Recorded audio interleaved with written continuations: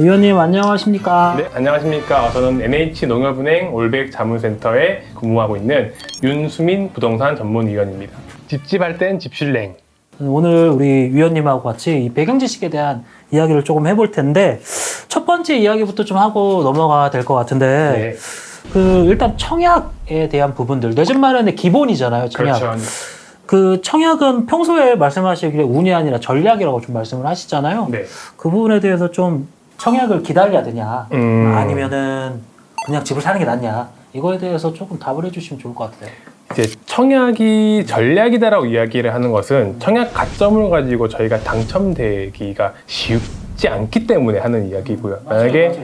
사실 뭐 G세대, 네, M세대, 저도 M세대, 사실 M세대이기 때문에 저희 같은 사람들, 저도 청약 가점이 얼마 안 돼요. 아, 그렇죠. 네. 그리고 저도 뭐 결혼을 했지만 가점이 얼마 되지 않고 그렇기 때문에 사실 20, 30대가 청약 당첨되기가 너무 힘들다고 봐야 됩니다. 맞아요. 그렇다면은 이거를 어떻게 할 것이냐.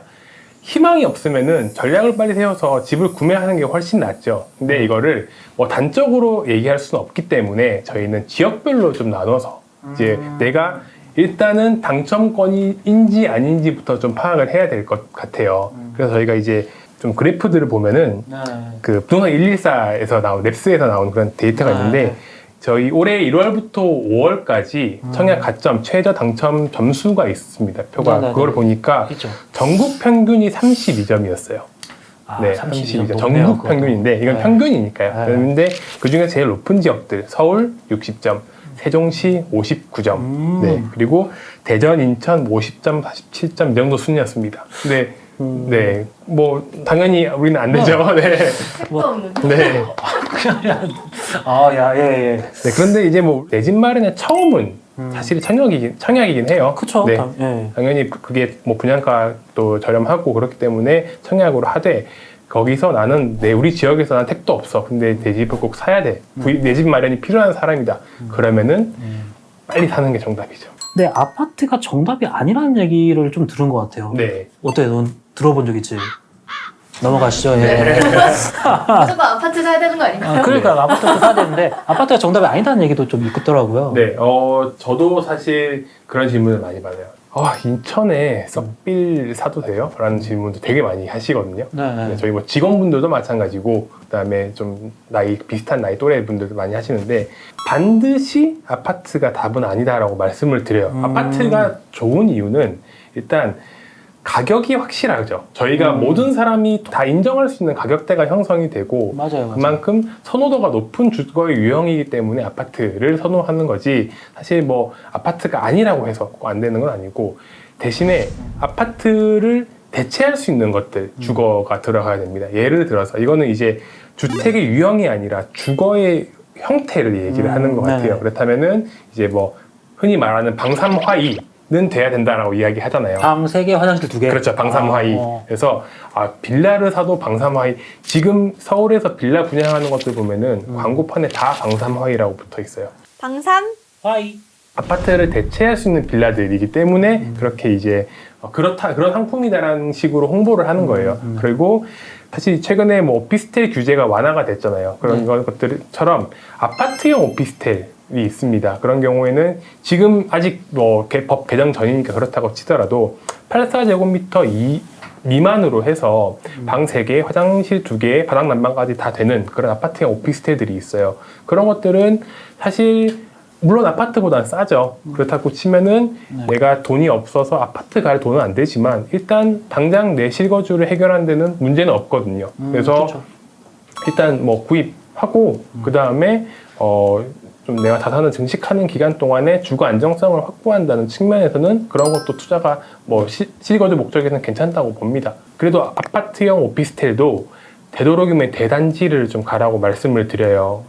대단지는 기준을 좀 몇 세대로 잡아야 돼요? 그래도 한 3동 정도는 있는 것들, 그렇게 있는 것들이 좀 단지들이 보면 있어요. 아니면은 아파트에 붙어 있는 아파트형 오피스텔들도 있어요. 왜 그러냐면은 그럴수록 추종하는 시세의 아파트가 있거든요. 그쵸. 그렇죠. 그러니까 같은 평수가 아니고 예를 들어서 뭐 실거주 84제곱미터의 아파트형 오피스텔은 다른 인근 지역에 있는 24평형 아파트와 가격대가 거의 비슷해요. 기준이 있다는 거는 거기에 맞춰갈 수 있는 게 있다는 거니까 거래를 할 때 확실하게 뭔가 좀 할 수 있는 방법들이 되는 거거든요. 불확실성이 좀 해소가 되는 겁니다. 빌라를 하는 것도 이제 말씀을 하시는데 빌라가 위험한 게 빌라는 가격이 적정한 가격이 얼마인지를 아무도 몰라요.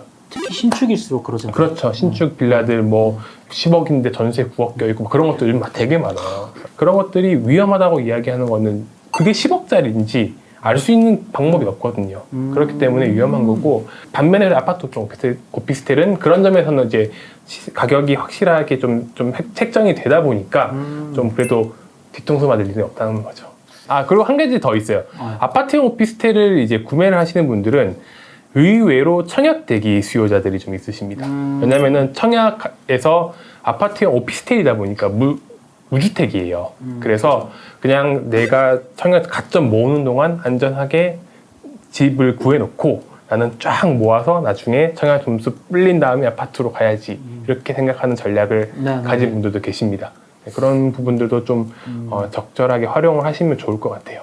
지인이 그런 네. 아파트형 오피스텔에 살거든요. 네. 근데 한 동이 아파트고 한 동이 오피스텔이고. 네. 근데 약간 오피스텔이 아파트에 비해서 거기가 많이 올랐는데 네. 가격이 많이 안 오른다고. 약간 투자 측면에서는 그러면 오피스텔이 별로.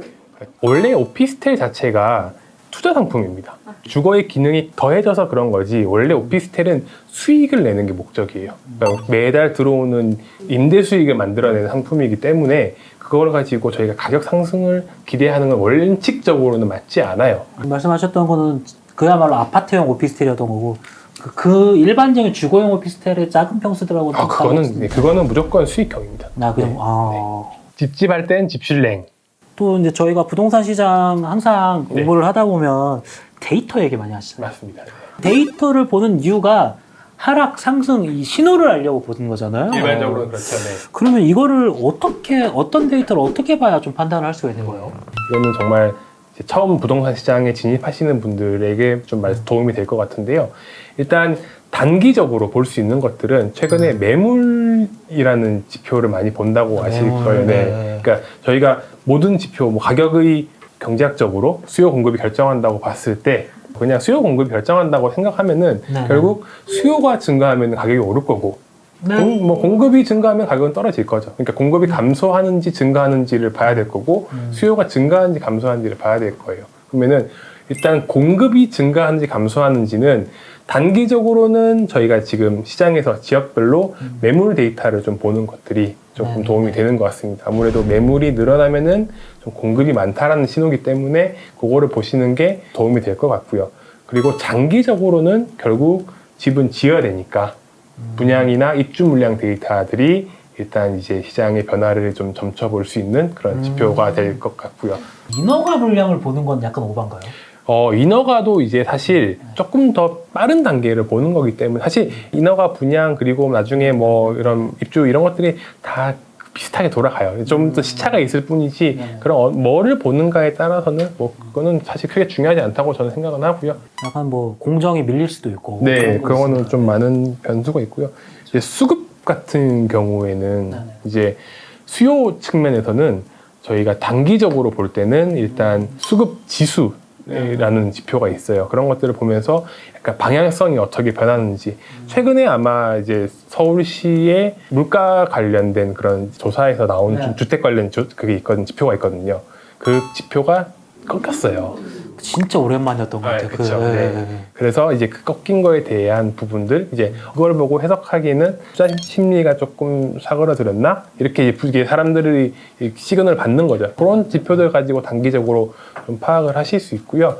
반대로 장기적인 수요는 이제 뭐 저희가 얘기하는 수요 그 통화량이라던가 아니면은 뭐 사람들의 소득 이런 부분들 정말 거시적인 변수들이 좀 영향을 미치는 것 같습니다. 부동산이 되게 재밌는 게 뭐냐면은 잘 사는 거는 사는 건 쉬워요. 맞아요. 네, 부동산은 사는 건 쉬운데 파는 게 어려워요, 항상. 네, 잘 팔기가 어렵거든요. 그러니까 살 때 파는 거를 예상을 하고 사야 된다라고 말씀을 많이 하죠. 왜 그 워렌 버핏이 10% 수익 나면은 네. 매도를 한다라고 제가 그걸 부동산도 마찬가지입니다. 내가 언제 매도를 할 것이라는 플랜을 세우고 들어가는 게 되게 중요해요. 부동산도. 그래서 그 수익률을 달성을 했다 그러면은 더 오를 수 있는 전망도 있으면 물론 더 가는 것도 맞지만 일정 부분 내가 투자한 경우에 수익률이 달성이 되면은 그거는 또 매도를 해서 정리를 하는 것도 상당 부분 필요합니다. 잘 팔기가 어렵거든요. 그 타이밍을 재는 게 어렵잖아요. 그쵸. 굉장히 잘 팔기 어려운 거예요. 그러니까 제가 못 팔아가지고 지금 주식이 그렇게 됐는데. 네. 근데 아까 방금 말씀하셨던 그 매도 심리, 매수 네. 심리, 얘가 약간 꺾이면서 네. 약간 저희 MZ 세대 같은 경우는 못 샀던 사람들이 있거든요. 그렇죠. 지금 들어가야 되나 아니면 이게 하락이 어느 정도 발생을 할 거고 내가 이때까지 돈을 모아서 들어가야겠다. 그거를 신호로 여겨도 되는 거예요? 그 지표들이 나오는 걸 보면은 얘는 평균이에요. 아, 네, 평균의 함정에 빠지면 안 된다라고 말씀을 좀 드리는데 네. 결국 집을 사고 싶으신 분들도 네. 내가 살고 싶은 지역, 내가 사고 싶은 지역이 있을 거잖아요. 네. 단적으로 그 지금 지표를 이게 지표 자체는 꺾였는데요. 지역별로 보면은 지방만 꺾였어요. 서울은 그대로예요.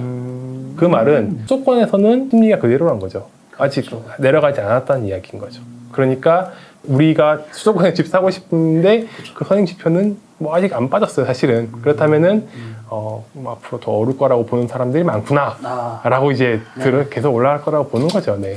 도대체 어디까지 올라가? 네. 근데 그런 얘기도 있잖아요. 지방에서 약간 빠지면 네. 이게 점점 위로 올라올 거다라는 얘기도 있고. 그런 수밖에 사실 없긴 하죠. 가격이 저희 뭐 풍선효과라고 하는데 사실 그것도 마찬가지로 더 비싸고 좋은 걸 사고 싶은 게 사람의 심리이듯이 네. 모두 다 서울에 집 사고 싶어 하는 건 사실이잖아요. 살기 제일 좋은 지역이기도 하고 물론 개인의 판단에 따라 다르겠지만 그렇다면은 이게 서울에서 경기도에서 뭐 충청도 넘어갔다가 다시 이제 이게 좀 끝나면 너무 다시 들어오는 경우가 있어요. 네. 들어오겠죠, 물론. 네. 지금 그런 시점을 보고 이제 이야기들을 많이 하시는데, 그거는 지방 같은 경우에는 지역별 특색이 너무 달라요. 그래서 과연 이 시그널이 그렇게 수요가 빠지는 시그널인지, 아니면은 이 지역에 좀 힘이 빠지는 시그널인지, 그런 것들을 다 분석을 하셔야 되거든요. 네. 그런 부분들에서 좀 단적으로 그렇다, 맞다, 틀리다라고 말하기는 좀 힘든 것 같습니다.